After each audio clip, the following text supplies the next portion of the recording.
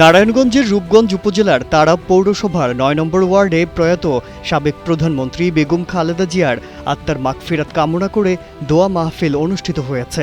এ সময় একই ওয়ার্ডের ৬টি স্থানে দোয়ার আয়োজন করা হয়।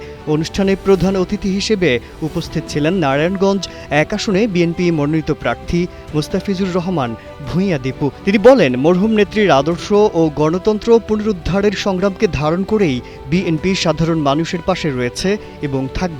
এক্সট্রিম মশার কয়েল প্ল্যান্ট ফাইবার দিয়ে তৈরি, তাই সহজে ভাঙে না, সুগন্ধিযুক্ত ও নিরবিচ্ছিন্নভাবে জ্বলে। ডেঙ্গু, চিকুনগুনিয়া বাহি সহ যে কোনো মশার বিরুদ্ধে দেয় এক্সট্রিম সুরক্ষা। আপনাদের স্বপ্নও পূরণ করতে পারবে, যে স্বপ্নের তারাবো করবে, যে স্বপ্নের রূপগঞ্জ করবে, যে আপনাদের রাস্তাঘাট উন্নয়ন করবে, যে পানিবন্দী সমস্যা সমাধান করবে, যে গ্যাসের সমস্যা সমাধান করবে, যে বাচ্চারা স্কুলে গেলে মারা নিশ্চিন্তে বাসায় বসে থাকতে পারবে, এমন একটা স্বপ্নের মানুষের আপনারা ভোট দিবে। তাই আমি সকলকে আবার আহ্বান জানাই, ১২ তারিখে আমরা সকলে মিলে ভোট কেন্দ্রে যাব। আমরা সকলে মিলে ইনশাল্লাহ ভোট কেন্দ্রে যাব। সকলে মিলে আমরা স্বপ্নের মানুষকে ইনশাল্লাহ ভোট দিব। আজকে যাওয়ার আগে আমাদের দেশমাতা বেগম খালেদা জিয়ার জন্য আমরা দোয়া চাই, যাতে আল্লাহ ওনাকে বেহেশতি নসিব করে। এ সময় আরও উপস্থিত ছিলেন স্থানীয় গণ্যমান্য ব্যক্তি, দলীয় নেতাকর্মীরা।